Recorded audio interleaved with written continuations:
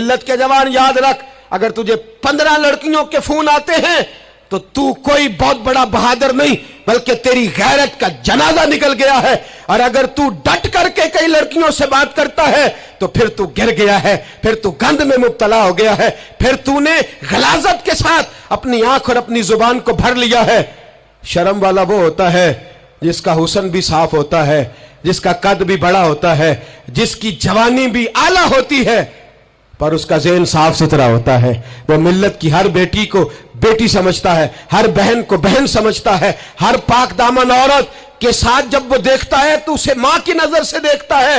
زمانے سے اس غلاظت کو دور نکالنا ہوگا، ہمیں اپنے بچوں کو ان پر کڑی نگرانی کرنی ہوگی، ان کے ہاتھوں سے یہ زہر ہمیں چھیننا ہوگا۔ میرے رسول کریم صلی اللہ تعالی علیہ وسلم نے نظر کی صفائی پر سب سے پہلے توجہ دی ہے۔ ہمیں اپنے بچوں کو اتارنا ہے، ہمیں اپنے بچوں کو دیکھنا ہے، ہمیں انہیں خود پکڑ کے اچھی مجالس میں لے کر کے جانا ہے۔ اور سنو، میرے حبیب پاک صلی اللہ علیہ وسلم نے کتنی پابندی فرمائی۔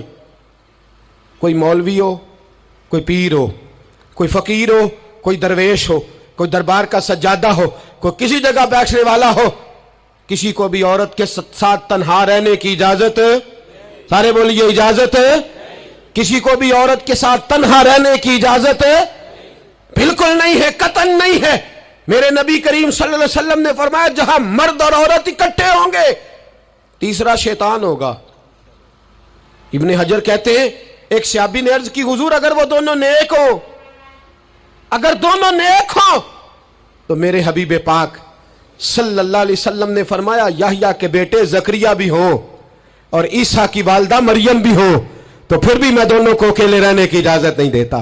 جب ان کو اجازت نہیں ہے، جب ان کو اجازت نہیں ہے تو باقی کوئی کس کھاتے میں ہے؟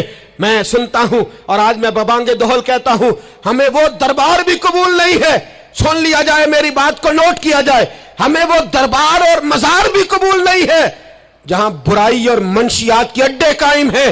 ہم ان درباروں پر بھی فوری طور پر ہر لحاظ سے کڑی نگرانی کرنے کا اور پوری سختی کرنے کا ارادہ رکھتے ہیں، اور خود آگے بڑھ کے ان ظالم سجادہ نشینوں کا منہ نوچنے کا ارادہ رکھتے ہیں جن درباروں پر نشہ بکتا ہے، جن درباروں پر گند ہوتا ہے۔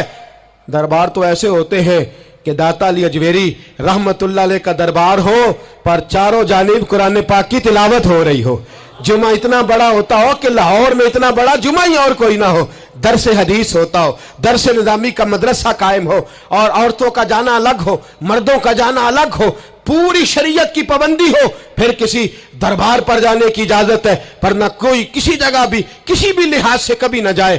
میرے عزیزو، منشیات کے خلاف جہاد، بے حیائی، عریانی، فحاشی، ملت کا جوان اب اپنی نظر کو چھپانا سیکھ جائے۔ اور میرے دوست دیکھنا، بیٹیوں کو خطرہ کس سے ہے؟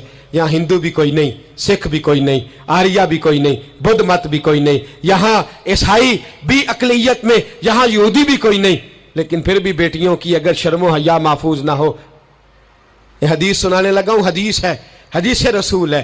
جوان خاص کر کے ذرا میری بات پہ توجہ کرے، اور بزرگ خاص کر توجہ کرے جنہوں نے تربیت کرنی ہے۔ سنیں، حضور کی بارگاہ میں ایک نوجوان آیا ہے، یہ سنگ میل ہے حدیث، اس کو یاد رکھنا۔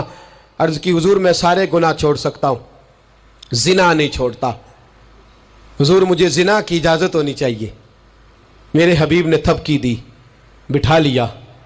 میں کہتا ہوں حضور نے گناہگاروں کو معاشرے سے کاٹا نہیں، ان کی تربیت فرمائی ہے، ان کی تربیت فرمائی ہے، ان کو قریب فرمایا۔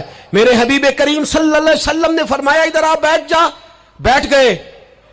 حضور نے فرمایا تو پسند کرتا ہے تیری ماں کے ساتھ کوئی بدکاری کرے؟ حضور نہیں۔ فرمایا تو پسند کرتا ہے تیری بیٹی کے ساتھ کوئی بدکاری کرے؟ یا رسول اللہ میں آنکھیں نکال دوں گا۔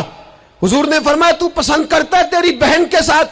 حضور میں کاٹ ڈالوں گا وہ ہاتھ جو میری بہن کی طرف اٹھیں گے۔ فرمایا تو پسند کرتا ہے کہ تیری خالہ، پھپھی، ممانی کی طرف کوئی ایسی حرکت کرے؟ حضور میں کاٹ کے رکھ دوں گا ان لوگوں کو جو بات بھی کریں گے۔ میرے حبیب نے فرمایا اچھا، جس کے ساتھ تو بدکاری کی اجازت مانگ رہا ہے وہ کسی کی ماں نہیں لگتی، وہ کسی کی بہن نہیں لگتی، وہ کسی کی بیٹی نہیں ہوگی؟ یاد رکھے، ملا جلال الدین رومی 1، امام غزالی 2، اعلی حضرت فاضل بریلوی 3، बुजुर्ग मुतफिका तौर पर लिखते हैं, फरमाते हैं जो गंद के साथ दूसरे घर में ताड़ता है वो अपने घर की खैर मना ले, जो गंदी नजर दूसरों पर रखता है वो अपने घर की खैर मना ले। इसलिए कि जो जुर्म वो किसी के खाते में डालेगा वो सजा बन के उसके घर की तरफ लौटा दिया जाएगा, जो बदकारी वो किसी के खाते में डालेगा वो सजा बन के अल्लाह उसके घर की तरफ लौटा देगा।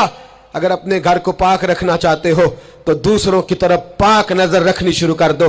अगर चाहते हो कि तेरा घर अजीब मामला है ना, बेटे को तो पसंद की शादी की इजाजत है तो बेटी को इजाजत क्यों नहीं। अगर तेरा बेटा पसंद की शादी करेगा तो याद रखना फिर जब किसी की बेटी ये लफ्ज बोलती है फिर इज्जतों के जनाजे निकलते हैं, फिर उरियानी फहाशी का जो है वो कलक लगता है माथे पर। फिर याद रखना चारों जानिब से रुसवाइयां तेरा नसीबा होती है।